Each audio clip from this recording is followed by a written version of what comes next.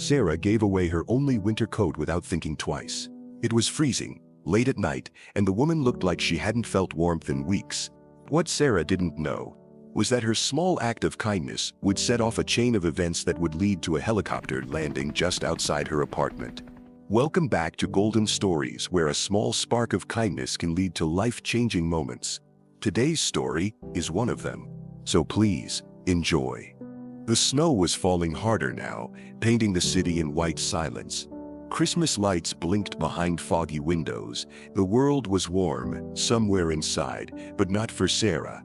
She pulled her coat tighter around herself, a deep navy parka stitched and restitched over the years. It was the last gift her mom gave her before the cancer took her, and it had kept Sarah warm through every winter since. Until tonight.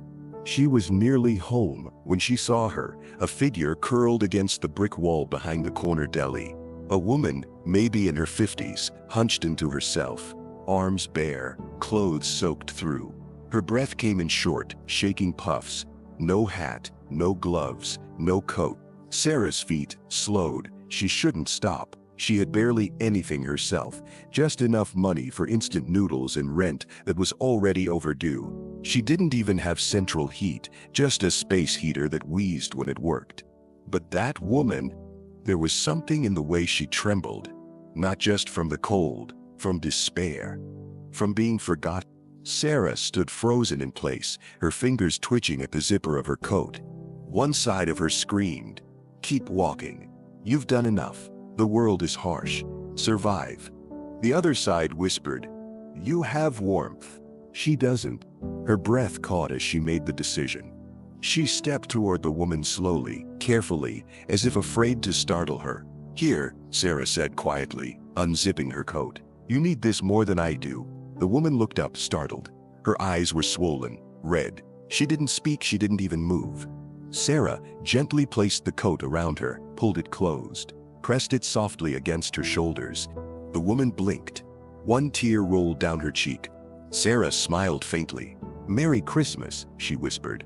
Then she turned and walked away, snow soaking into her sweater, arms wrapped tight against her own shivering body. She didn't know it yet, but that moment had been seen, and the night was far from over. Sarah's boots crunched through the snow as she crossed the last block toward her apartment building. Her arms were wrapped tightly across her chest now, trying to preserve what little heat she had left. The freezing air stabbed at her skin through her thin sweater, but inside, a strange warmth was blooming. She had no idea why she did it. No plan, no logic, just instinct. Giving away that coat meant she'd be colder tonight. That was a fact. But for some reason, it felt right.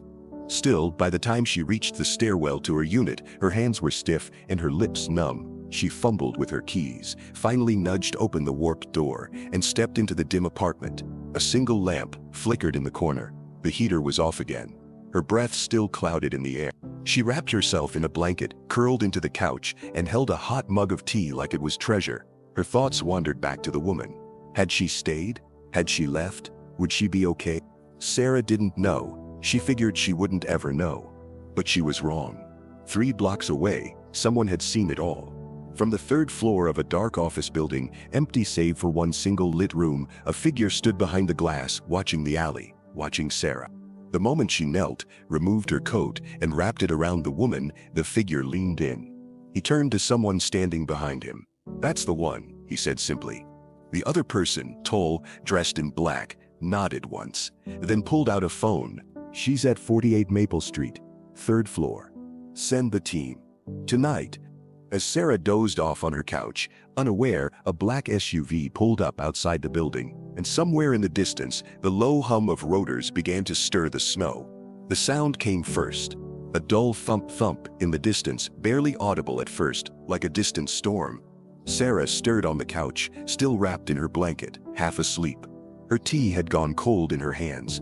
Then the vibrations reached the windows. A soft tremor in the glass. The hum deepened, closer, rhythmic. Her eyes opened. What time was it?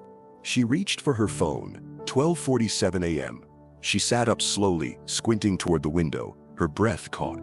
Through the frost-fogged glass, she saw it, blades spinning against the dark sky, a helicopter descending toward the old parking lot across the street.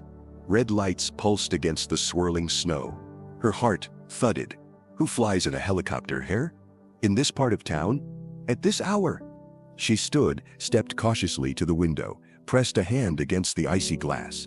The helicopter touched down with eerie grace, kicking up a small storm of snow and light. A door slid open. Figures in black stepped out, 2, then 3, then a 4th. Suits. Purposeful. Not military, not police. Her phone buzzed. She jumped. Unknown number. No caller ID. She hesitated, then answered. Hello? A calm female voice replied. Miss Dawson, please come outside. We're waiting for you. Silence. Sorry. Who is this? You'll understand soon. Please bring your phone. No need for anything else. The call ended. Sarah's hands trembled. She turned toward the door, every instinct screaming, this is crazy. But something deeper, curiosity, maybe overrode the fear. She pulled on a hoodie, shoved her feet into boots, and stepped into the cold. Outside, the world looked surreal. The helicopter was still idling. A group waited near it. One of them held something in their hands, something small. A coat. No. Her coat. Sarah's feet froze in place. It was definitely her coat. She could tell by the tiny tear near the left pocket, the stitched-up lining along the collar, repairs she'd done herself with mismatched thread. There was no doubt. But how? She had left that coat hours ago with a woman who could barely speak. How had it made its way here? And more importantly, who had brought it back? The group of suited figures stood still as she approached, forming a subtle semicircle. They weren't threatening. Not smiling either. Just watching her. Calm. Focused. And then, the crowd shifted. Someone stepped forward from behind them. It was her. The woman from the alley. But now she was standing tall, straight-backed, no longer hunched in despair. Her hair was clean, pulled back in a neat twist. She wore Sarah's coat still, but beneath it was a dark, tailored dress. Her entire presence had changed. Confident. Composed. Sarah blinked. Stunned. Wait, I don't understand, she said, her breath misting in the freezing air. The woman smiled softly. Not wide, not forced, just a quiet, grateful expression. You gave me warmth when I had nothing, she said. You didn't ask who I was. You didn't film it. You didn't even wait to be thanked. That kind of kindness, she paused, is rare. Sarah glanced at the suits around her, then back at the woman. But, who are you? Another figure stepped forward, a tall man in a long black coat. He held a slim briefcase and nodded respectfully toward Sarah. You'll get your answers, he said. But not here. Not in the cold. We'd like you to come with us. Sarah took a step back. Wait, where are you taking me? To warmth, the woman said gently. To answers, and to a new beginning. The man gestured to the open helicopter door, its interior softly lit in gold. We promise, no harm. But everything is about to change. The helicopter's interior glowed with soft golden light, clean, warm, and impossibly quiet compared to the thrum of its blades outside. Sarah sat in the leather seat by the window, still stunned, her fingers curled tightly around the strap of her bag. She hadn't packed anything, just grabbed her phone and jacket before stepping into whatever this was. Now here she was, thousands of feet in the air, next to a woman she'd met hours ago in an alley. The woman looked calm, almost regal. She'd removed the coat and handed it back to Sarah before they lifted off. I believe it belongs to you, she'd said. But I hope its story continues with us. They hadn't told her where they were going, just that it was close, private, and safe. Sarah finally turned, voice low. You still haven't told me your name. The woman smiled slightly. Claire Monroe. The name felt faintly familiar, like something she'd read once in a magazine or overheard in a conversation meant for richer ears. I used to be very public, Claire continued. 10 years ago, I ran a foundation that supported displaced women and trauma survivors across the country. We helped thousands. Sarah blinked. You still? Claire's eyes drifted to the window. When I lost my husband, I lost the will to keep going. I vanished. Walked away from my own organization. I didn't want to be a figurehead for hope when I felt nothing but grief. Sarah stayed quiet. The hum of the helicopter filled the space between them. Claire continued, her voice softer now. But lately, I've been watching, quietly, searching for people who still believe in the good. People who act without cameras, without expectation. And tonight, her gaze shifted to Sarah. I found you. Sarah stared. But I'm no one. Claire shook her head. You're everything the world needs more of. The helicopter descended slowly, touching down on a snow-covered rooftop surrounded by quiet city lights. Sarah leaned toward the window, expecting to see flashing signs or tall office buildings, but what greeted her was something else entirely. A rooftop garden, trees wrapped in warm golden fairy lights, a small team of people waiting, bundled in coats, and just behind them, a glass atrium glowing softly from the inside. As the door opened, Sarah hesitated. You're safe, Claire said, reading her hesitation. This is our private landing pad, and that, she nodded toward the glass building, is where everything will begin. Inside, the space felt more like a home than a headquarters. Warm wood, shelves of books, soft music playing somewhere in the distance. A long oak table stood in the center, stacked with folders, blueprints, and steaming mugs of tea. Claire led her in. I know this is overwhelming, she said gently, but I meant what I said earlier. I've been searching for someone like you. Sarah looked around, still unsure if this was all a dream. Claire gestured to one of the folders. This is our new initiative. We're launching programs in 5 cities: housing, trauma recovery, job placement, education. And we need someone to help lead it. Someone grounded. Someone real. Sarah's breath caught. You mean me? Yes, Claire said without hesitation. You don't have a perfect resume, but you have something most people don't: compassion without agenda. That's leadership, Sarah.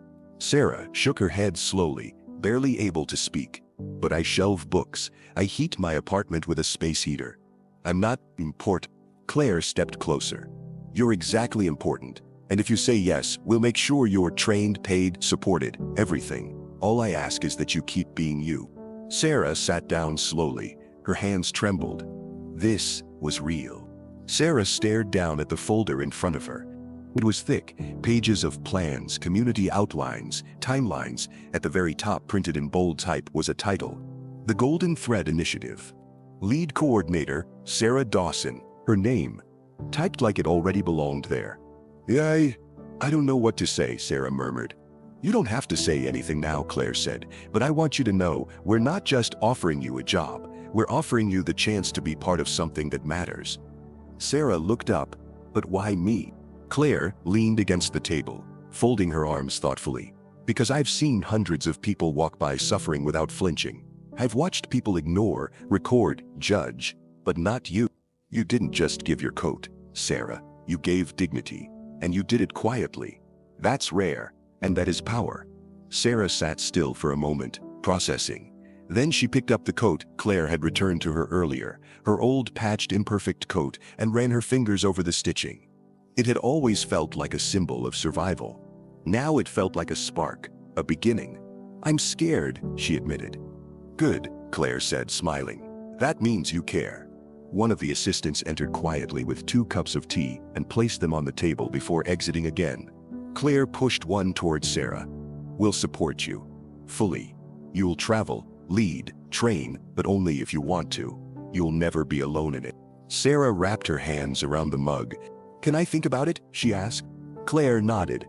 Of course, but we'd like to fly you to our retreat center tomorrow. No pressure, just a chance to see where it all begins. Sarah hesitated, then slowly nodded. I'll go. The sun rose over snow-dusted hills as the helicopter touched down again. This time in the countryside. Fields stretched endlessly beyond the landing pad, and just ahead stood a quiet lodge made of stone and glass, nestled among evergreens. It wasn't luxurious in the flashy sense, but it radiated peace, purpose. Sarah stepped out and inhaled deeply. The air was crisp, pure. The weight in her chest, the kind she'd carried for years, felt lighter now. Claire was already walking ahead, waving to a small group of women standing near the lodge. Sarah followed slowly, unsure of what would come next, but grounded in a way she hadn't felt in a long time. Inside, the space buzzed with quiet activity. Whiteboards full of plans, a small team reviewing designs for community shelters, a group talking about trauma support networks, real people doing real work. Sarah wasn't just welcome here, she was needed.